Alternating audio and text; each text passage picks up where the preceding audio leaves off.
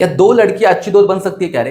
Actually एक story है नेहा और पूजा की। नेहा की शादी होती है, पूजा को ऑफर करती है, पूजा मेरी शादी में वीडियोग्राफी फोटोग्राफी तू करेगी, उसके बदले में तुझे 40,000 रुपए दूंगी। पूजा बोलती है अपनी दोस्त है ना तू, ठीक है चलेगा।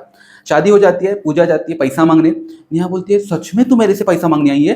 पूजा बोलती है हाँ, तो वीडियोग्राफर को पैसा देना पड़ेगा ना। तो नेहा बोलती है लेकिन मेरे पास जो बजट था शादी का वो खत्म हो गया। पूजा बोलती है मैं क्या करूं, मेरे को पैसा चाहिए। नेहा बोलती है नहीं है मेरे पास पैसा। पूजा का दिमाग गर्म हो जाता है, वो नेहा के ऊपर केस फाइल करती है। कोर्ट में जब केस जाता है तो जज पूजा को बोलता है उसने ऑफर दी, तूने एक्सेप्ट की, दोनों के बीच में एग्रीमेंट हुआ। ये जो एग्रीमेंट है ना, ये सोशल नेचर का एग्रीमेंट है और इस एग्रीमेंट में किसी भी लॉ का फोर्स लागू होता नहीं है। तो पूजा अभी तुझे 1 रुपया भी नहीं मिलने वाला है। और ये बात उनके दो, जो नेहा और पूजा के कॉमन फ्रेंड को पता चलते हैं, जानवी को। जानवी उसका फायदा उठाने का देखती है। वो पूजा के पास आती है, मेरी भी शादी है, वीडियोग्राफी फोटोग्राफी करेगी? पूजा बोलती है हाँ करूंगी, लेकिन इन रिटर्न एग्रीमेंट करना पड़ेगा दोनों के बीच में। जानवी बोलती है ठीक है।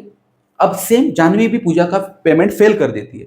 फिर पूजा केस फाइल करती है और कोर्ट में जज बोलता है पूजा अब तो इस बार होशियार निकली। क्यों? क्योंकि उसने रिटर्न एग्रीमेंट किया और दोनों के बीच में जो एग्रीमेंट हुआ है वो कमर्शियल नेचर का एग्रीमेंट है, और कमर्शियल नेचर के एग्रीमेंट में लॉ का फोर्स लागू होता है, यानी अभी जानवी तुझे पेमेंट करेगी। तो सिंपल, जहां पे लॉ का फोर्स लागू होता है उसे हम लोग बोलेंगे एनफोर्सेबल बाय लॉ।